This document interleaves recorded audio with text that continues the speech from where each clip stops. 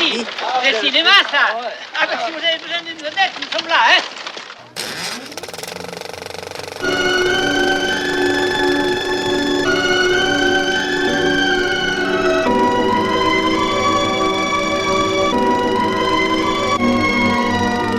Les films sont plus harmonieux que la vie, Alphonse. Il n'y a pas d'embouteillage dans les films, il n'y a pas de temps mort.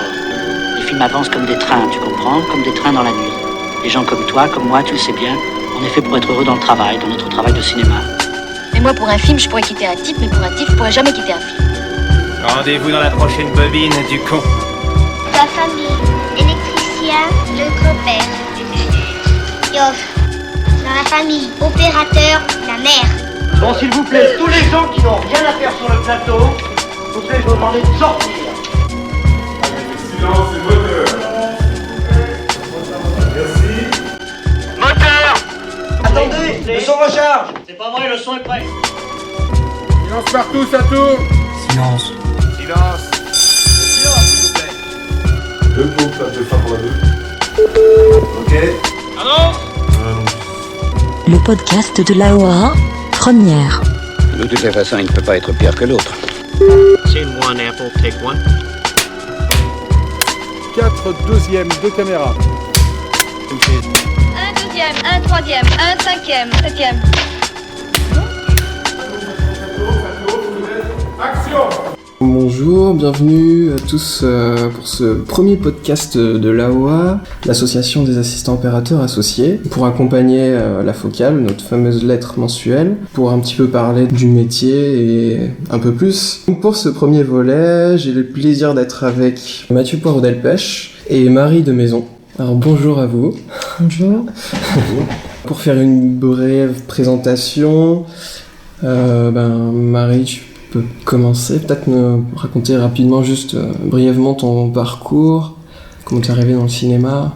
Au lycée, j'ai fait option audiovisuel et puis après j'ai fait un BTS audiovisuel en images à Boulogne-Billancourt. Après j'ai rencontré Mathieu Poireau-Delpech. J'ai fait stagiaire, seconde et maintenant je suis première assistante. Mathieu Poireau-Delpech. Moi, j'ai fait une école de cinéma qui s'appelait l'IDEC, qui était l'ancêtre de la FEMIS, il y a longtemps. J'ai travaillé comme assistant, comme second, premier, cadreur pas tellement, enfin en tant que tel. J'ai uniquement cadreur sur un film. J'ai dû faire mon premier long métrage il y a une quinzaine ou 15 ans, un truc comme ça. Et voilà, et je fais partie de l'AFC. Si vous pouvez nous parler un peu de votre rencontre. On évoquait tout à l'heure, avant l'émission. Alors on vient de trouver la date, on a retrouvé la date. Fin 2000, début 2001, je sais, les deux. Fin 2000, je pense. C'était des essais pour une nouvelle pellicule Kodak. Le but c'était de présenter la nouvelle pellicule et donc il y avait 3 chefs opérateurs sur 3 décors différents.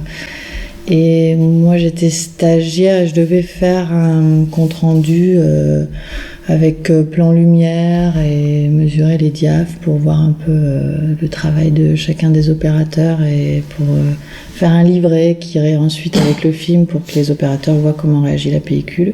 Et Mathieu faisait partie des 3 opérateurs tester cette pellicule.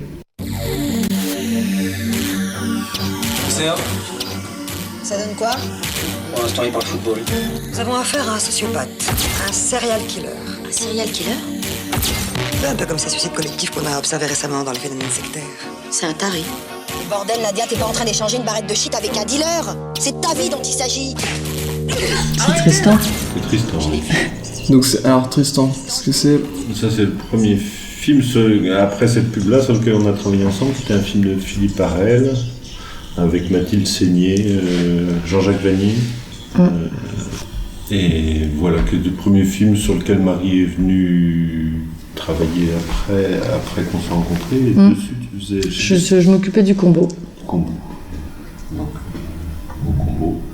Il va y avoir Claire Caroff au point et Stéphane Benetton comme second assistant. D'accord. Voilà. Expérience assez sympa. Oui. Bon, Bon, je voudrais bien savoir maintenant ce qui s'oppose à tourner. On attend Bernard comme d'habitude. Alors Bernard. Non, ça y est, moi je suis prêt. Bon, allez. Là, on a retracé un peu le parcours et pour revenir au dernier long métrage sur lequel vous avez travaillé ensemble, alors L'œil de l'astronome. Oui, c'est un film qui n'est pas encore sorti, qu'on a tourné l'année. Qui est un film un peu particulier parce que c'est d'abord vraiment un film d'auteur et qui, comme tous les films d'auteur, n'avait pas beaucoup d'argent, qui retrace les premiers contacts de Jean Kepler, astronome physicien au XVIe siècle, son premier contact avec une longue vue. Et donc c'est un film qui se passe sur 10 jours, uniquement la nuit, avec plein d'images de ciel et de recherche. Donc c'était un film pas très bien financé, enfin pas bien financé par rapport au sujet, mais avec peu d'argent. Et donc nous avons été confrontés à un choix un peu douloureux de support, et que l'économie du film et nos envies esthétiques nous ont poussé à utiliser les fameux appareils photo Canon dont tout le monde se sert actuellement. Donc ça a été à la fois une expérience très amusante parce que c'est quand même un outil assez marrant, assez nouveau, qui offre des possibilités incroyables. Et en même temps, un outil très limité, puisque quand même, malgré tout, il n'est pas tout à fait taillé pour faire du cinéma, parce qu'il a beaucoup de problèmes annexes, entre autres. Mais il faut se rendre compte que c'est surtout comme c'est des très grands capteurs, l'appareil que nous avons utilisé, qui est le Canon 1D, puisque la profondeur de champ est proportionnelle à la taille du capteur, il exige une précision beaucoup plus importante que même la pellicule 35 mm au point, mais que ce ne sont pas des appareils qui sont vraiment conçus pour être très vigilants sur le point, parce qu'ils sont très mal foutus de ce point de vue-là. Ouais, justement, du coup, ça va être un peu lié à justement à la relation entre le chef opérateur et le premier assistant ou la première assistante. Déjà, est-ce que ça demande plus de travail, de préparation pour faire le point, ou est-ce que du coup tu travailles différemment, enfin sur ce tournage tu travaillais différemment, est-ce que ça vous mettait certaines obligations, certains mouvements que vous ne pouviez pas faire Je pense que le point c'est pas seulement le chef opérateur et l'assistant, c'est aussi la mise en scène. Je sais pas, vraiment. Vous voyez ça avec Joël, et Joël voit ça avec Walter. Vous savez, Walter, c'est l'opérateur. Ils voient ça tous les deux, ils s'arrangent ensemble, d'accord ? Comme c'était un film d'auteur et que c'était aussi des choix de budget, on a décidé tout le monde était bien au courant de la contrainte. On a travaillé aussi avec la mise en scène pour faire des plans qui sont réalisables au point, finalement, avec cet appareil photo. On a essayé d'avoir plus de répétitions, d'avoir des positions précises. On a aussi travaillé avec le comédien qui était avec nous dans cette idée-là que c'était une contrainte et que voilà, ça prenait un peu plus de place que d'habitude sur d'autres tournages. Il y a aussi autre chose par rapport à ça, c'est que c'est vrai qu'il y a une mode grandissante de la caméra très volante à l'épaule ou en tout cas très fluide qui peut se courir dans tous les sens. Là, on avait un réalisateur qui avait envie d'un film très formel et très carré, très cadré, et donc le film a été entièrement fait sur de la machinerie traditionnelle, c'est-à-dire de la dolly, du pied ou de la grue, ce qui évidemment est un plus au point, parce qu'a priori les marques de caméra sont précises,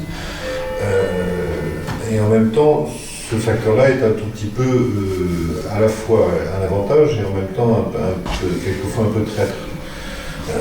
Car je pense qu'un film fait entièrement à l'épaule, d'une certaine façon, supporte une certaine dose de flou, parce que ça fait partie du style de l'image. La caméra va dans tous les sens et t'entends le plan est flou, mais ça fait partie de l'urgence recherchée dans ce style de film. Donc en effet, dans ce style de film, s'il y a tout d'un coup des mollesses importantes, c'est pas très grave parce que ça va avec le sens de l'esthétique de ce genre de style de film. Mais c'est la façon quand on fait un film très cadré, très carré, tout ça uniquement sur de la machinerie traditionnelle, Par contre, là, s'il y a un flou, c'est très grave parce que ça, c'est plus du tout acceptable. On a envie que ce soit très piqué tout le temps. J'en fiche le point. Donc c'est à double tranchant, c'est-à-dire qu'à la fois c'est un avantage, à la fois ce type de film ne supporte pas la perfection. Ce que je dirais en plus par rapport, on vit un peu dans deux choses. On vit dans une époque de paradoxe, c'est-à-dire qu'en effet depuis quelque temps, les grands capteurs numériques sont plus accessibles qu'auparavant. Il y a 4-5 ans, si on voulait faire du grand capteur numérique, il fallait des caméras chères, comme la caméra Panavision, la Genesis ou la D1, ou des choses comme ça, qui présupposaient quand même une production avec des moyens. Maintenant, de cette façon, les grands capteurs sont à la portée de n'importe qui, enfin n'importe qui, tout le monde, je veux dire. C'est pas parce que... Mais en même temps, le danger, c'est de faire n'importe quoi avec. Je pense quand même qu'il y a des films qui ne sont pas du tout faits pour ces grands capteurs. Autre chose, phénomène de l'époque, c'est-à-dire qu'on est... Ça aussi, c'est un paradoxe, c'est qu'on est à l'avènement du cinéma 3D, qui en ce moment, tout le monde veut faire du film en relief, et des grands capteurs. Or, l'un et l'autre, ce ne sont pas du tout compatibles. C'est-à-dire que pour un film 3D, on a plutôt envie d'avoir beaucoup de profondeur de champ, puisque c'est l'œil avec les lunettes qui fera la profondeur de champ, qui fera le choix du relief. De cette façon, le cinéma traditionnel avec le 35 mm compensait ce manque de relief binoculaire par une suggestion du relief par le flou. Alors, à mon avis, c'est un peu soit l'un, soit l'autre. Je ne pense pas pour l'instant qu'il y a beaucoup de films en 3D qui aient essayé de faire des films sans profondeur de champ. D'habitude, 3D égale profondeur de champ, parce que c'est l'œil qui sélectionne son plan de mise au point. Donc, en ce moment, il arrive sur le marché de la 3D avec des grands capteurs. Je ne sais pas exactement ce que ça va donner, parce que il y a aussi un autre phénomène, c'est que avant l'avènement depuis 2-3 ans, ces grands capteurs disponibles pour des films même pas très riches, il y avait une espèce de relation économique entre la profondeur de champ et le budget du film. C'est-à-dire que si on avait de l'argent, on tournait en 35, donc on avait peu de profondeur de champ. Si on en avait moins, on tournait en 16, on avait un peu plus de profondeur de champ. Si on n'avait pas du tout d'argent, on tournait en DV et on avait encore plus de profondeur de champ. Donc d'une certaine façon, puisque le budget d'un film, le budget de la pellicule d'un film se mesurait en centimètres carrés et que la pellicule est chère, de cette façon, un film, je dirais, un film d'auteur africain avait forcément beaucoup de profondeur de champ, et un film riche avait pas forcément peu de profondeur de champ. Alors, disons qu'il y avait une relation économique entre un truc artistique qui, a priori, les gens ne voient pas tellement quel rapport, mais il y avait un rapport évident entre un choix de profondeur de champ et le budget. Donc c'était impossible sur un film d'auteur de se dire « Ah, j'aimerais bien qu'il n'y ait pas du tout de profondeur de champ », parce que c'était impossible. On ne pouvait pas se payer la dimension nécessaire à avoir peu de profondeur de champ. En fait, on fait le film avec un appareil photo équipé pour tourner en HD, ce qui nous permet d'avoir une qualité d'image absolument magnifique et surtout d'avoir une très très grande sensibilité que ne permettent pas les caméras normales. Ça veut dire qu'on a pu faire pratiquement tout le film en tournant pour de vrai, avec des bougies, avec des lampes à huile, et en faisant ce que moi je voulais faire depuis le début, c'est-à-dire en plongeant le spectateur vraiment dans l'obscurité et la lumière du début du XVIIe siècle, qui n'a rien à voir avec nos univers à nous qui sont baignés par la lumière électrique. Stan Neumann qui a réalisé le film, d'abord il y a beaucoup d'expériences liées à la lumière, avec des bougies, des choses comme ça, et qui en plus était très difficile à bidonner avec nos propres projecteurs, parce qu'il y avait tellement de surfaces réfléchissantes, de lentilles projetant des images, des choses comme ça, que le moindre projecteur qui aurait éclairé la scène aurait détruit tous les effets qu'on cherchait, toutes les expériences d'optique qu'on cherchait à montrer dans le film. Donc l'intérêt de ces appareils, c'est aussi d'avoir des sensibilités qui étaient hors de portée de l'argentique avant. C'est-à-dire que l'argentique, on plafonnait à 500 ASA, une tentative de 800 ASA, mais qui était de piètre qualité. Et là, le film a été tourné, la totalité du film, je dirais 90% du film a été tourné à 3200 ASA, sauf quelques plans jour où on a pu descendre des sensibilités plus raisonnables, et on a poussé la sensibilité jusqu'à 12800. 12800 ISO. Ce qui est assez hallucinant. On se permettait, avec une petite lentille, de projeter l'image d'une bougie sur un mur à 5 mètres et de filmer grâce à ce dispositif. Ce qui était impossible il y a 2 ans. Donc en termes même d'installation au niveau de... Enfin, comment éclairer une scène ou un décor, on va se rapprocher un peu plus des valeurs réelles, en fait, au niveau des intensités lumineuses. C'est-à-dire que... C'est plus que des valeurs réelles, c'est-à-dire qu'il y avait certaines scènes où l'appareil photo voyait mieux que nous on voit en s'adaptant dans le noir. On a fait des scènes avec 3 personnages et une bougie. La pupille humaine déjà a du mal à voir, et l'appareil photo voyait très bien. Alors, j'ai fait un petit schéma justement que j'ai trouvé donc dans un article d'American Cinematographer, qui se base justement sur donc un peu l'exemple qu'on utilise tous, le Barry Lyndon avec la fameuse optique qui ouvre donc théoriquement à 0,7, et donc qui compare pour une scène éclairée à 1 foot candle, qui correspond à 10 lux a priori. Donc il faut voilà, sur Barry Lyndon ils avaient des pellicules à 200 ASA, à l'époque c'était déjà énorme, et donc voilà, sur ce tableau on voit que si on est à 0,7 à 200 ASA, c'est l'équivalent pour par exemple à 5,6 on est à 12 800, on a la même intensité lumineuse que lorsqu'on est à 0,7 avec une sensibilité à 200. Ça correspond exactement à nous. D'abord, il faut savoir que, en effet, Barry Lyndon, ça a fait date un peu dans l'histoire parce que c'était une prouesse pour l'époque. Et en plus, 0,7, alors là, au point, c'est monstrueux. Donc là, ce que je vois sur le tableau, ça revient à peu près à ce qu'on a fait. C'est-à-dire que nous, on a tourné, nos objectifs ouvraient à 2 en moyenne. On avait une série Zeiss qui ouvrait à 2, une série Zeiss photo qui ouvrait à 2. On a essayé de ne pas l'employer à pleine ouverture, mais de la fermer un petit peu. Donc on a tourné à 2 1/3 ou 2 tiers, ce qui est quand même pas une... On l'a pas fermé énormément, ce qui était déjà délicat en point. Et donc, en effet, je vois sur le tableau qu'on tombe à peu près à 2,8 pour 3200 ASA, ce qui était notre cas. Alors voilà, il faut que l'actrice mette la lampe bien directement vers son visage, de façon à ce qu'on voit que c'est la bougie qui éclaire le visage. Alors ce qu'il faut que fasse attention pour être bien habile, c'est pas tourner la lumière vers la caméra, parce que sinon ça va pas. Là, il faut pouvoir avoir la rue Michel, il faut avoir comme ça. Là. Non, c'est très bien. Bon, d'accord. Ça va? Mais d'ailleurs, on avait fait des mesures avec cette idée du foot candle où la traduction, c'est une bougie à un pied. Et quand on a fait les tests avec l'appareil photo avant le tournage, on a fait le test avec une bougie à un pied, grosso modo. Et le problème... L'idée pour nos définitions du diaph du film, c'était, avec le réalisateur, on en a parlé longuement, c'était qu'il voulait que la bougie soit une lumière très contemporaine pour le film. C'est-à-dire que c'était pas un film d'époque...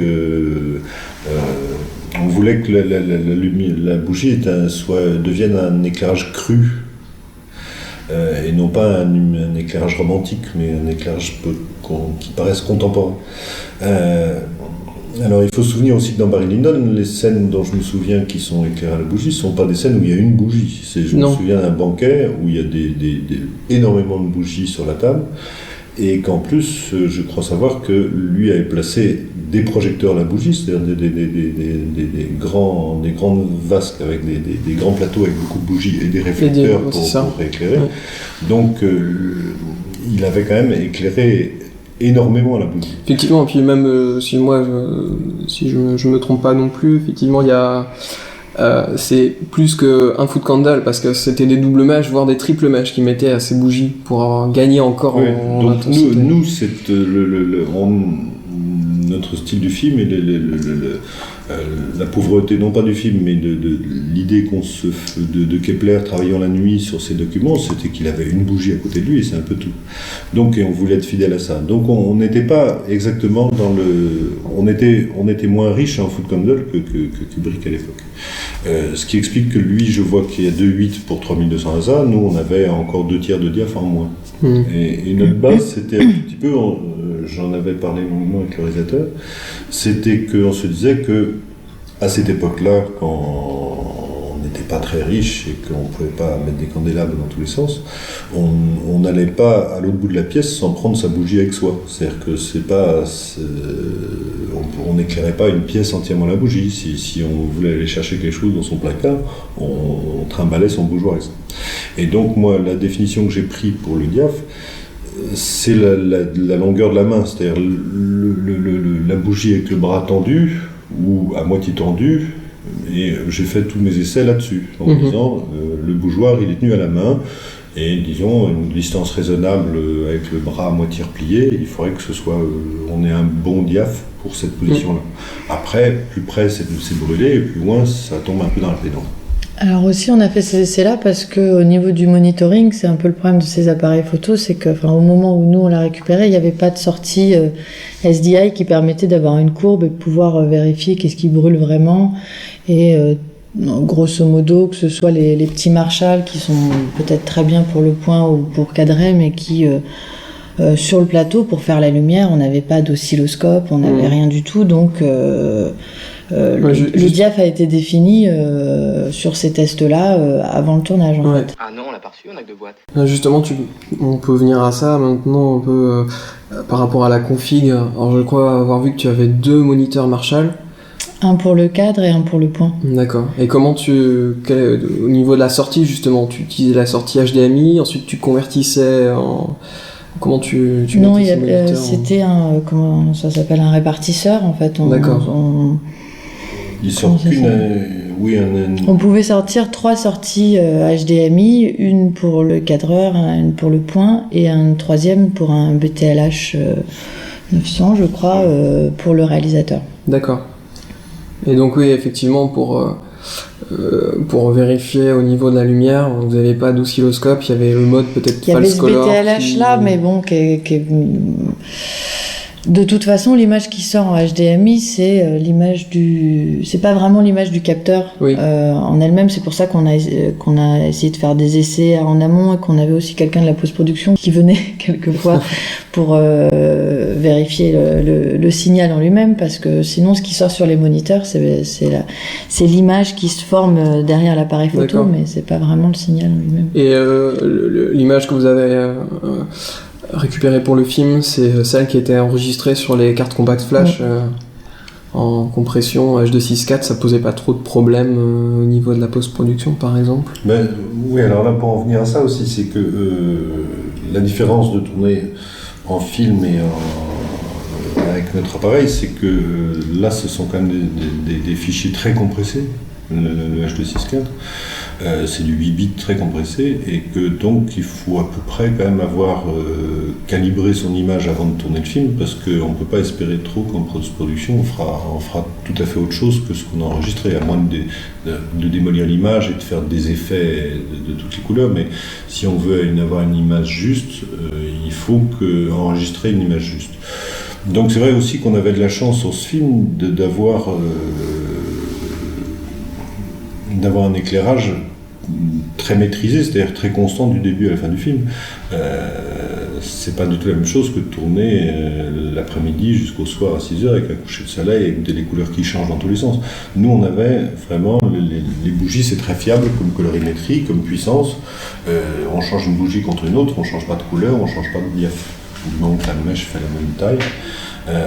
Donc pour ça, une fois qu'on avait fait nos essais, disons que les 90% du film tournait à la bougie, on avait une base dont on savait qu'elle ne pouvait pas nous trahir.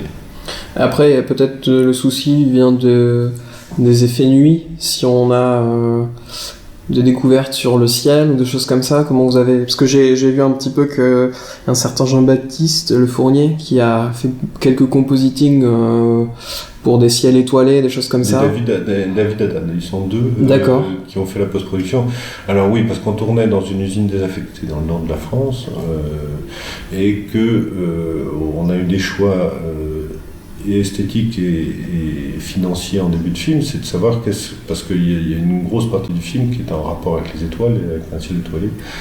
Donc de savoir si on faisait en décor des étoiles avec des petites loupiottes, ça revenait très très cher de faire une sphère étoilée complète, avec le risque en plus que, vu la sensibilité de l'appareil, même des toutes petites étoiles très peu éclairantes auraient trop éclairé notre plateau par rapport à quelquefois la maigre bougie qui s'y trouvait. Donc en fait toutes les étoiles ont été faites en post-production parce qu'on a tourné donc sur fond vert une bonne partie du film, je dirais 20% du film. Donc là ils ont eu un gros boulot de post-production, surtout que ces fichiers de 6.4 se prêtent très, très mal au trucage, du fait même du manque de profondeur de champ, parce que on peut détourer sur des images très piquées et délimitées, c'est-à-dire la limite entre le personnage et le fond vert, si elle est très précise, il n'y a pas de problème. Mais là, déjà le H264 est moins précis, et en plus il y avait des premiers plans flous, des arrière-plans flous, et c'est pratiquement impossible de faire une incruste là où une frange de flou donne une grosse bande dans laquelle c'est difficile de gérer la transparence du flou à ce moment-là, et c'est pratiquement ingérable. Donc ils ont énormément bossé pour essayer de retrouver quelque chose. Après on avait notre chance que ce qu'on avait incrusté était plutôt du noir, avec des petites... C'était pas un paysage vraiment, donc si une petite étoile devait disparaître, elle disparaissait, c'était plus facile de laisser des espèces de zones d'ombre dans nos trucages. C'est-à-dire que sur justement du coup les personnages, il n'y avait pas besoin de renvoyer certains effets justement. On avait un effet lune qui nous suivait. Toutes les scènes extérieures, on avait une lune pour les faire, on s'est servi, c'était très faible parce que comme elle était en général, elle jouait en parallèle avec des bougies, on s'est servi d'une lune pratiquement, je dirais, une puissance presque réelle. C'est-à-dire qu'on avait en général une mandarine qu'on perchait 7-8 mètres de haut, avec un chiméra, un louver dedans, c'est une grille. Un N6 et du bleu. C'est pas mal ça, non? C'est vendu? Pas mal, on achète. Donc c'était une mandarine, il restait plus grand chose, même pas une lampe de poche. C'est ce qu'il y avait de plus lumineux sur le plateau. Ouais. Alors quelquefois il y en avait 2-3 parce que le décor était un peu profond, il fallait reprendre l'effet dans la profondeur. Mais nous, on a utilisé des lunes très faibles. Oui. Et puis quelquefois en effet, comme la lune on l'a plutôt utilisée en contre-jour, quelquefois on prenait un petit bout d'éperon ou un polystyrène pour en remettre un petit peu à la face, pour pas que les yeux soient trop dans le noir. Très bien. Marie, justement, je voulais voir au niveau des optiques. Pour revenir à ça, donc c'était une série Zeiss. Alors est-ce que c'était les Compact Prime ou c'était... Alors non, c'est une série qui était carrossée pour la photographie, donc qui était pas... on a dû rajouter des bagues pour pouvoir avoir un moteur de point dessus, pour aussi élargir la course et pour permettre de faire le point. Parce que effectivement, par rapport à une expérience que j'ai eue, si on installe un follow focus sur certaines optiques qui sont carrossées pour la photo, comme il y a des motorisations, quand on l'utilise en mode photo, les courses sont très petites pour que l'autofocus soit très rapide. Donc on se retrouve avec... moi je me rappelle que... Ils n'étaient pas autofocus là, ils étaient... D'accord.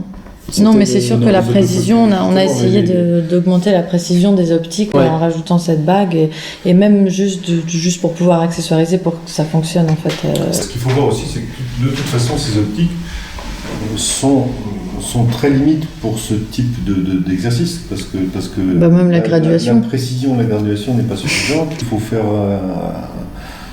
à la fois c'est très bien de faire traditionnellement le point aux marques parce que ça donne quand même une base de départ et que Marie était obligée d'affiner au combo, c'est-à-dire qu'il faut un petit peu faire du strabisme et avoir un œil sur la marque et un œil au combo, c'est-à-dire en effet faire les bascules de points à la marque et puis après se pencher sur le combo pour essayer de l'affiner. Après, ça permet de faire des choses que le fait d'avoir un très bon retour vidéo du point de vue comparé au retour vidéo qu'on a sur les caméras 35 qui sont avec lesquelles on peut pas compter faire du point avec, ça permet de faire quand même des plans d'une précision que à la marque on aurait peut-être plus de difficultés à faire en 35, en tout cas avec cette faible profondeur de champ, et ça a permis de faire quelques plans où quand il y a vraiment très très peu de profondeur de champ, finalement sur l'écran, comme on la voit précisément se déplacer le point, on peut faire des choses très fines. Et du coup, ça demande à connaître beaucoup plus le déplacement du comédien et les distances avant de tourner le plan. Ah oui, c'est indispensable. C'est ça, on peut plus demander au comédien, le réalisateur ne peut pas trop demander au comédien d'évoluer dans la pièce comme il veut, un peu. Ça change. Ça dépend de la largeur de plan. S'il est en pied, il a quand même une tolérance. S'il est en gros plan, c'est impossible. Non, la difficulté, elle était surtout quand on... Après, c'est une difficulté qu'il y a aussi en 35, mais c'est quand il y a deux déplacements à la fois, comme on était souvent en déplacement travelling avant ou arrière, quand il y avait un mouvement compensé avec le comédien qui fait l'inverse, c'est là où... à l'œil, on arrive à suivre au point sur une image facilement quand on sait dans quel sens partir, et dans ces cas-là, on arrive à suivre vraiment très très près. Mais quand il y a des mouvements compensés qu'on ne sait pas dans quel sens, dans ces cas-là, on fait du pompage, on cherche, et voilà. Et dans ces cas-là, c'est très difficile de faire le point au retour vidéo, quoi. Donc, en plus, il y a un autre facteur aggravant et pour le point et pour le cadre, c'est que je pense que nos retours qu'on avait, je ne pense pas que ça soit amélioré depuis. À mon avis, il y a 3-4 images de retard sur ce qui se passe. Oui, c'est vrai. Donc, quand on fait quelque chose, c'est déjà trop tard. Alors moi, c'était très handicapant pour le cadre, parce que si quelqu'un se lève, si on le voit se lever dans le moniteur, si on le voit se lever, c'est qu'il s'est déjà levé, donc c'est trop tard pour faire le mouvement. Donc moi aussi, j'étais obligé d'avoir un espèce de strabisme pour essayer de cadrer proprement au moniteur. Mais s'il y avait un déclenchement de mouvement, j'étais obligé de le voir avec l'autre œil pour anticiper le mouvement, parce que après j'essayais de suivre, de le perfectionner au cadre, mais si j'attendais de voir le mouvement au cadre, j'étais sûr de le louper. Parce qu'il y a des mouvements qui vont vite. Oui, alors ce truc-là, c'est la même technique. Moi, c'est le même problème. C'est-à-dire qu'on se dit, merde, il a bougé, c'est pas qu'il bouge, c'est qu'il a déjà bougé. Donc, c'est pour ça qu'il faut faire à la fois les marques et à la fois le truc. Les marques pour les choses, il faut avoir un œil direct sur l'acteur pour ce qui se passe, et puis après, un œil sur le moniteur pour affiner ce qui s'est passé. Okay. Alors, une petite question encore technique par rapport à cette configuration, justement de tourner avec des capteurs à très grande sensibilité. On a tous les problèmes de flair qui sont décuplés. Pour ce tournage, vous avez travaillé de manière différente aussi pour échapper certains flairs, ou est-ce que la bougie du coup n'en créait pas trop comparé à des ampoules ou... Ben non, pourtant les bougies étaient dans le champ, mais on n'a pas senti de problème de flair. Le flair, c'est souvent les lumières extérieures au cadre. Nous, on en avait assez peu. Oui, la plupart des sources étaient souvent à un pied du... oui, il n'y avait pas d'entrée de jour, par exemple, ou des choses comme ça qui peuvent abîmer beaucoup une image. Et quand des personnages étaient autour d'une table, souvent la lumière et la bougie étaient au centre de la table, donc elle était dans le champ. On avait un 85 mm par contre qui faisait des doubles images et qui faisait pour la texture de l'endroit très brillant de la bougie, qui était moins bonne qualité. Mais sinon, grosso modo, en plus, le fait que ce soit des optiques photo, elles n'ont pas une lentille frontale, une frontale très, très grosse aussi qui attire... Enfin, c'était facile à protéger et grosso modo, mis à part la Lune qui peut être en contre, il n'y avait pas...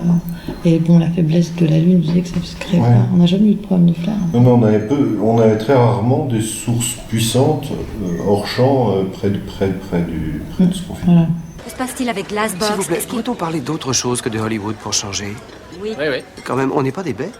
Moi, ce que j'aimerais bien dire sur l'œil de l'astronome, c'est que c'est vrai que malgré que c'était un film où justement il y avait peu de budget, malgré tout, là, c'était intéressant d'avoir le sentiment qu'on travaillait tous ensemble et qu'on essayait de trouver justement des outils qui allaient nous permettre de travailler comme ça. Je me suis pas retrouvée justement au point juste victime du fait de c'est comme ça, on va prendre cet appareil photo et voilà. Et tant pis pour le point, on se débrouillera. Et là, on a essayé de travailler ensemble pour avoir des conditions à la fois en mise en scène ou en lumière ou dans les mouvements pour que le film se fasse. Donc ça, c'était plutôt agréable. Aussi en travaillant avec le directeur de production qui a été un bon partenaire. Oui, et puis c'est vrai qu'il y a des films, de toute façon des films d'auteurs qui n'ont pas beaucoup d'argent, mais en même temps celui-ci, d'une certaine façon, on ne peut pas avoir d'amertume sur le fait qu'il n'y en avait pas beaucoup. C'est-à-dire que c'est le genre de projet où on voit difficilement comment il aurait eu plus. Et en même temps, ça faisait partie d'une règle du jeu plutôt amusante d'arriver à s'en tirer. Mais tout le monde a joué le jeu, justement, c'est ça qui est intéressant. Tout le monde est investi. Le problème est beaucoup plus agaçant lorsqu'on fait un film qui a comme ambition de cartonner au cinéma et qu'il est sous-financé et que... Là, c'est un film profondément d'auteur et qui, évidemment, on souhaiterait toujours qu'il marche, mais en même temps, il a ses limites parce que c'est vraiment un film de recherche d'une certaine façon. Donc, les accidents font partie du jeu. Oui, d'accord, mais enfin, vous savez, si on ne croyait pas un peu à la chance, je pense que... Oui, vous avez raison. On ferait un autre métier, oui. Mais enfin, pour un risque. Et puis, on n'a pas une production qui veut le beurre et l'argent du beurre en même temps, c'est-à-dire qui essaye de faire croire d'un film très riche. Nous, on a assumé notre pauvreté et je trouve que le film est réussi grâce à ça. C'est-à-dire que c'est je pense, une bonne cohérence entre la production, la réalisation et nous sur un projet qui, de toute façon, est ce qu'il est, mais avec ses défauts de production. Enfin, c'est défauts de production, c'est défauts de financement. Et il en a peut-être pas pâti plus que ça. Le film en lui-même a gardé l'essentiel dans la poésie, dans... là où c'est triste aussi, c'est quand le manque de financement fait que on perd beaucoup de choses qui sont dans le scénario, qui sont dans le film. Vraiment l'intelligence d'un réalisateur de savoir faire un film avec l'argent qu'il a. Il y en a qui ont très peu d'argent, qui que le film ressemble à un film très riche. Là, souvent, c'est très casse-gueule parce qu'on fait du... On fonce dans le mur, en fait. On fonce dans le mur et puis on fait un résultat qui est souvent un peu attristant parce que on n'assume pas certains choix. Là, non, c'est pareil pour le directeur de la photographie qui, des fois, a envie de se faire plaisir aussi avec certains outils alors qu'on n'a pas du tout les moyens de... C'est pas accordé avec le film. Se faire plaisir à écrire, avec une bougie au milieu de la table. Pour généraliser, du coup, dans un peu l'avenue des grands capteurs, alors c'est pas un outil qui va remplacer pour l'instant une caméra classique, mais qui va du coup peut-être être utilisé que dans une certaine situation de tournage. Non, parce qu'il y a grand capteur et grand capteur aussi. On peut servir de l'Alexa en grand capteur, et là on est dans un circuit de production assez traditionnel avec en gros les mêmes coûts de fabrication. Ça change pas par rapport à la pellicule. C'est plus cher, Alexa. Oui, elle est beaucoup plus chère, et puis la post-production est plus chère aussi. Donc, finalement, maintenant il y a plein de grands capteurs différents. Nous, on était dans le bas de gamme du grand capteur. Mais on n'en a pas souffert. On n'en a pas souffert parce que le projet permettait d'être innovant. C'était ça l'amusement. Les choses vont très vite. En janvier de l'année dernière, quand on a tourné, c'était les nouveaux grands capteurs, parce qu'il y a des grands capteurs existent depuis quelques années. Les premiers grands capteurs étaient dans les 200 ASA natifs, 320 ASA, 200. Maintenant, on a qui font des 800 ASA, donc les grands capteurs ont quand même gagné 2 diaphes en 2-3 ans. ce qui est très important. Donc le grand capteur qu'on avait est à peu près la même technologie, je pense, qui équipe l'Alexa, qui a une base à 800 ASA. Nous aussi, notre appareil, visiblement, il n'y avait pas de montée de grain avant 800 ASA, donc finalement, en étant à 3 millions, on l'a poussé de 2 diaph, avec des anciens grands capteurs génération précédente, donc d'avant le début 2010, on n'aurait pas pu faire le film non plus. Donc nous, ce qui était amusant, c'est qu'on a vraiment à 15 jours près, parce que l'appareil est sorti le 1er janvier et nous on a tourné le 5, à 15 jours près, on ne pouvait pas avoir cette technologie-là. Je dis pas de grand capteur, mais de grand capteur très sensible. Oui, on était parti sur le 7D et on était beaucoup moins enthousiaste par rapport à nos essais. Le 7D et le 5D. La sensibilité, ouais. Et ils ne pouvaient pas faire les mêmes images. Il bruitait plus que oui, nettement plus. Ouais. Le 7D, c'était pas le même capteur. Le 5D, à l'époque, ne faisait pas du 25 images secondes ni du 20. Le 7D, c'était le seul qui était un petit capteur et qui était une ancienne technologie de capteur. Et il faut vous dire aussi que mais là, ça passait aussi, c'est que les capteurs ont une sensibilité native, donc celle-là, pour ce capteur-là, aux environs de 800 ASA, et en plus ont une sensibilité à la lumière aussi de base, qui est plutôt lumière du jour. Donc, nous, on a dû tirer énormément sur le signal pour faire une image bougie pas trop orangée, pas trop vibrée. Sans avoir à mettre de filtre et perdre encore la lumière. Sans filtrer et être obligé de perdre la lumière. Donc voilà. Mais la post-production, on n'a pas travaillé trop en post-production avec David et Jean-Baptiste. Ils ont travaillé énormément sur les fonds, mais finalement sur nos images de base brutes d'appareil photo, on a trouvé une espèce je dirais pas de lutte, mais de matrice d'étalonnage pour un peu réduire le rangé des bougies, travailler un tout petit peu le bleu de la lune. Une chose très, très simple, qu'on a travaillé dessus 2 jours, et que finalement on a appliqué cette matrice d'étalonnage à tout le film, et ça tenait à peu près le coup tout le temps. Et on n'a pas été du tout obligé de bricoler l'image en post-production. Par rapport à l'équipe caméra, justement, qu'est-ce qui change entre tourner en pellicule, où il faut recharger les magasins, et quand on tourne en numérique? Souvent, il y a un ordinateur derrière, on doit transférer les images. Le débat un peu actuel aussi, c'est que, comme c'est des méthodes de travail un peu nouvelles, on ne sait pas trop encore qui doit faire quoi, les responsabilités. Et je voulais avoir ton point de vue, et puis un peu comment travaillez-vous sur l'œil de l'astronome? Est-ce qu'il y avait un data manager ou data wrangler qui s'occupait de décharger? Ou est-ce que c'était quelqu'un de la production de la post-production qui récupérait les images? Non, on n'avait pas la post-production avec nous, et là je pense que ça c'est presque le mieux, parce que comme ça assez rapidement on peut avoir vraiment des résultats sur les images. Pour avoir fait d'autres films avec ces grands capteurs en appareil photo, je trouve ça bien quand il y a de la post-production qui est sur place. Et je pense que c'est les mieux placés pour gérer les rushs aussi. Là sur ce film, c'était le directeur de production qui s'en occupait, parce que j'avais personne à l'image d'autre que moi pour s'en occuper.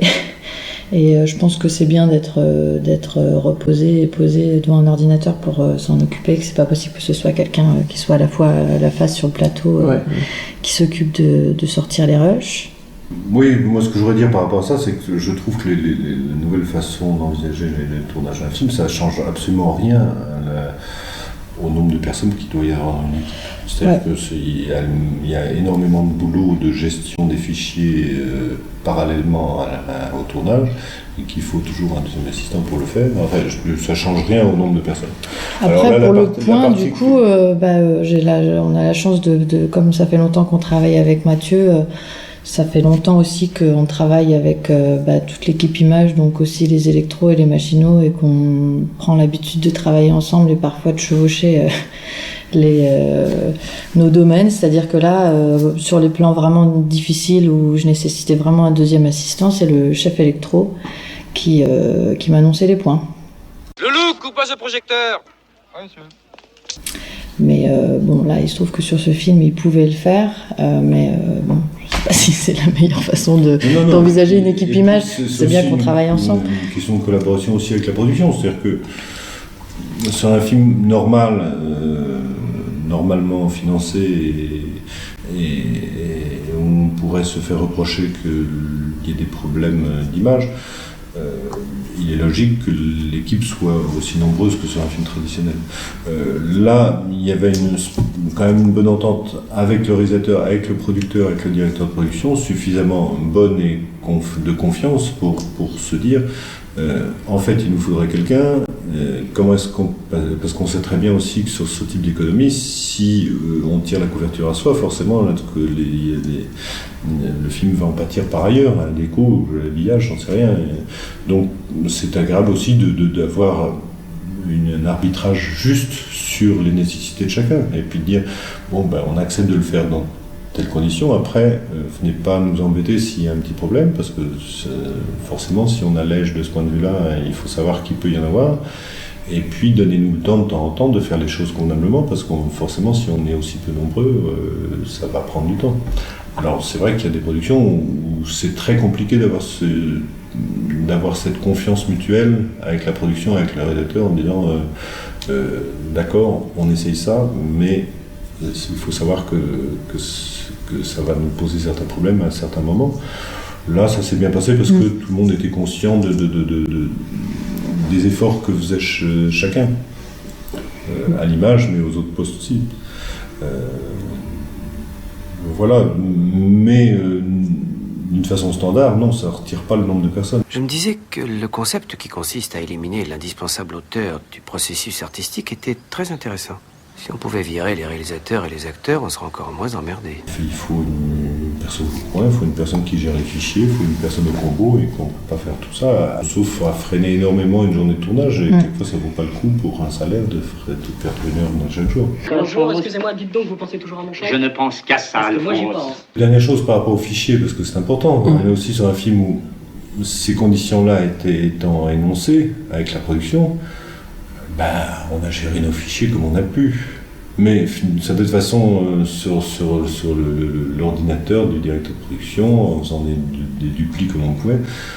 Après, l'économie du film, il était quand même clair au début que s'il y avait un accident de fichier, c'était la faute répartie de tout le monde. On ne pouvait pas nous dire vous avez fait des bêtises. Or, sur un film normal, il y a quand même une assurance, il y a quand même des gens qui sont là, ça pèse lourd, c'est de l'argent qui pèse lourd, et le fichier, c'est vraiment le cœur du film. Donc il faut Moi, c'est toujours ma discussion que j'ai avec les directeurs de production. J'ai dit, il faut leur dire, vous voulez faire cette économie-là, d'accord, mais à ce moment-là, sachez que c'est vous qui devenez responsable des problèmes qu'il peut y avoir.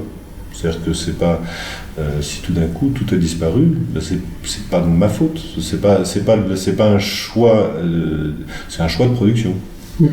Donc moi, je suis prêt à faire toutes les bêtises du monde. Enfin, ce que je veux dire, c'est du moment que c'est plus.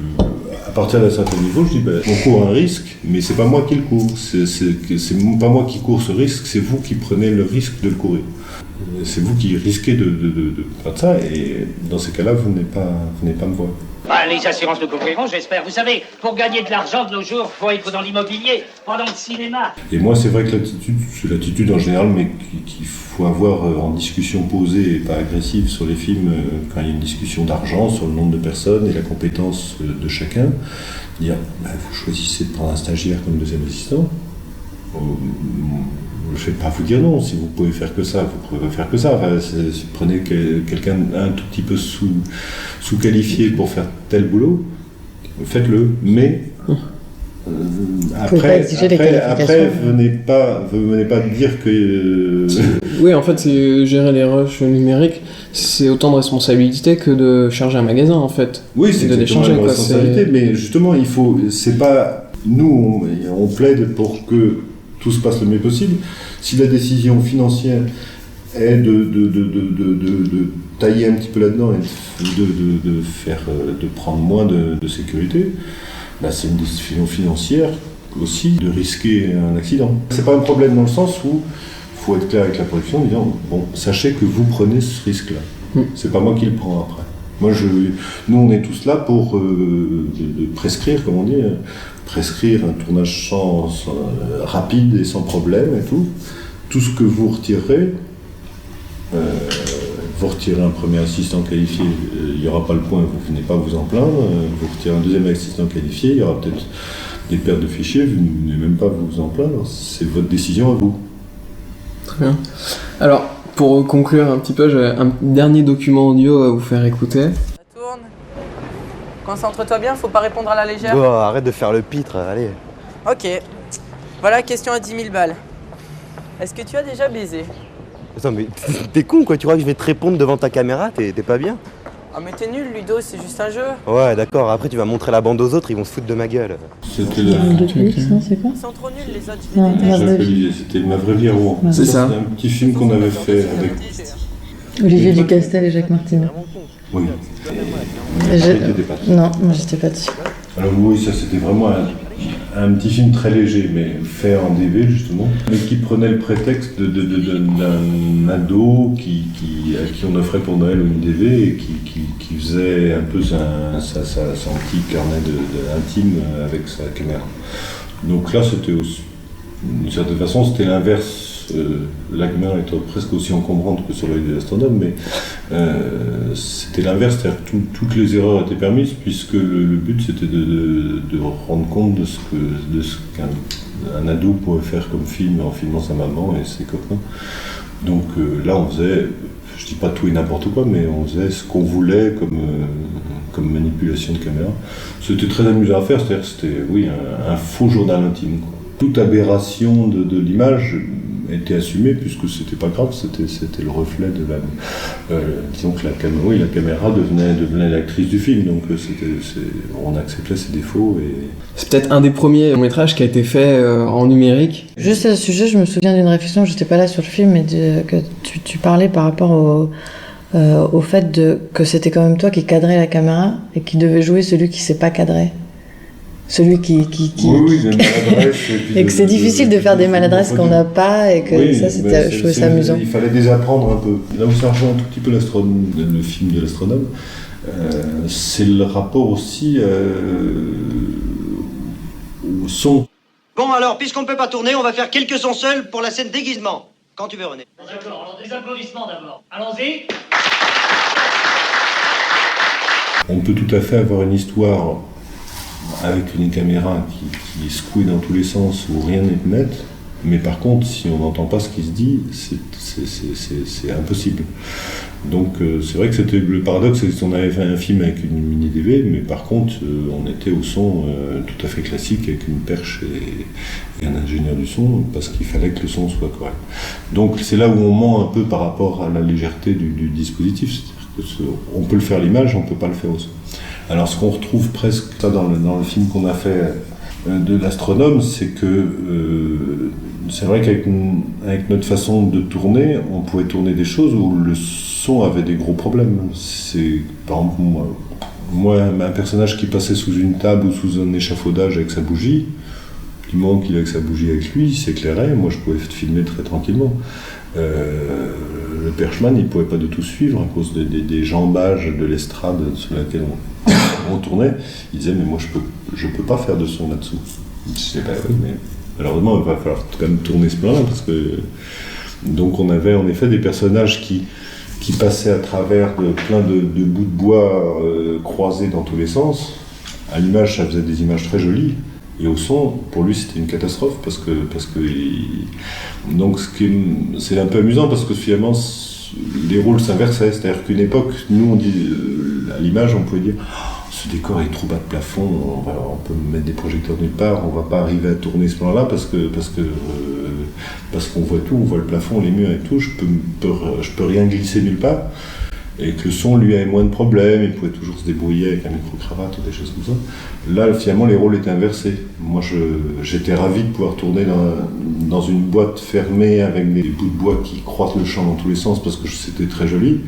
Et le son, par contre, il ne pouvait plus tourner parce qu'il n'arrivait plus à suivre avec son micro à cause de tous les obstacles. C'est des modifications de l'ergonomie de la caméra. Mais non, la caméra n'a rien à voir parce que franchement, c'est un film où la caméra a été 5 fois plus grosse, ça n'aurait vraiment pas dérangé. Du fait qu'elle était sur pied, non, quand je parle de sous une table, on était sur travelling, sur une Piwi. vu de l'extérieur de l'échafaudage. Donc la taille de la caméra change rien. C'est simplement que la sensibilité de la caméra nous permettait de tourner avec des lumières dans le champ, des lumières existantes, qui étaient au centre du cadre et que c'était très bien comme ça. Par contre, le son, il est forcé d'être hors cadre et que là, dans ces cas-là, en effet, il se cognait au plafond et il ne pouvait pas faire glisser sa perche. Non, c'est foutu, c'est de votre faute, Yorick, avec votre perche à la con, vous lui faites peur à ce chat. On n'a pas besoin du son pour ce plan, on fera un son seul. Oui, c'est ça, on ira le faire une latte. Est-ce que vous avez un petit mot pour conclure, quelque chose à... Non, par rapport à l'œil de Ström, tu viens de parler de la légèreté de la caméra. C'est une caméra qui est légère, mais c'est pas du tout un atout qu'elle soit légère. Faut pas du tout que les productions, les réalisateurs se disent « Ouais, c'est un truc léger, je vais pouvoir faire plein de choses parce qu'elle est légère ». Elle est légère avec des exigences de caméra très lourdes. Parce que le point est tellement...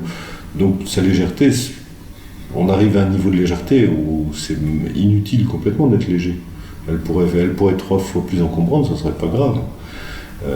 Ça, c'est un faux débat. Le truc, c'est que ces capteurs sont passionnants parce qu'en effet, ça ouvre des voies sur des images qui étaient difficiles à faire avant, hors du 35 mm.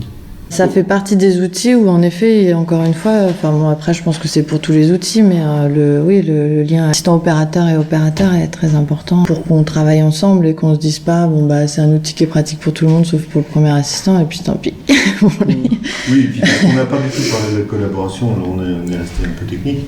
Par rapport à la collaboration, moi, je me travaille avec Marie, et il y avait aussi Claire avec qui je me travaillais. Je pense aussi sur un film qu'il faut quand même oublier un tout petit peu. Oui, on part avec des outils techniques avec lesquels il faut se débrouiller. Moi, je fais principalement de la fiction parce que c'est ce qui m'intéresse. Ce qui m'intéresse, c'est le jeu des acteurs. Et honnêtement, quand on a des très mauvais acteurs devant une caméra, notre métier fait quand même partie des choses les pires à faire du monde. C'est-à-dire que passer des journées à filmer des mauvais acteurs, on s'ennuie énormément et ça sert à rien de faire le point, ça sert à rien de bien cadrer si les acteurs sont pas bons. Or c'est vrai que le bonheur c'est de filmer. Là ça a été Denis Lavant, c'est un grand bonheur du film. Des bons acteurs, mais c'est vrai que quand c'est Denis Lavant c'est un plaisir parce que c'est un Stradivarius, il joue, c'est un bonheur, il y a un bonheur à regarder et à écouter. Et donc tout d'un coup, c'est vrai que nos métiers prennent du sens parce qu'il y a des belles choses devant nous. Et que dans notre rôle aussi, en dehors de l'aspect technique, ce qui compte aussi, c'est la façon dont on peut bichonner les acteurs et dont on peut s'en occuper. Parce que je pense que au point, il faut que le point soit bien fait, mais il faut qu'il soit fait aussi par quelqu'un qui a une relation agréable avec l'acteur. Il faut qu'un film soit bien cadré, mais il peut être bien cadré que si le cadreur a une bonne relation avec l'acteur et que il y a toute la partie technique derrière. Alors l'appareil photo c'est une chose, tout ça mais au bout du compte c'est secondaire. La chose principale c'est ce qui se passe devant. Oui, puis c'est vrai qu'avec les combos et tous les réalisateurs sont souvent plus éloignés et que finalement on est les premiers partenaires des un spectateur de théâtre le dira, c'est que s'il y a quelqu'un qui roupille au premier rang, au bout de 3 minutes, il a vu le mec roupiller et qu'il jouera mal sa pièce avec cette personne qui lui gâche son spectacle au premier rang. Alors nous, on est un peu au premier rang, donc il faut qu'on soit il faut qu'on soit sympa, il faut qu'on soit des bons spectateurs du film, il faut qu'on ait un regard bienveillant sur l'acteur, et que ça c'est quand même très essentiel pour la qualité du film, je trouve. Très bien, je trouve que c'est une bonne conclusion. Un petit message à vous tous. J'espère en tout cas vous retrouver le mois prochain pour un nouveau podcast. Je remercie Mathieu et Marie pour leur disponibilité et je vous souhaite bonne continuation à tous les deux. Merci beaucoup. 24-21 sur un 8ème clap de fin. De caméra. Coupé. Elle était bien celle-là. On va le refaire. Métrage début, métrage fin, la longueur de la prise, et ça tu l'entoures, hein. Et merci, la photo du film est formidable, je suis très content. Je suis content que tu sois content.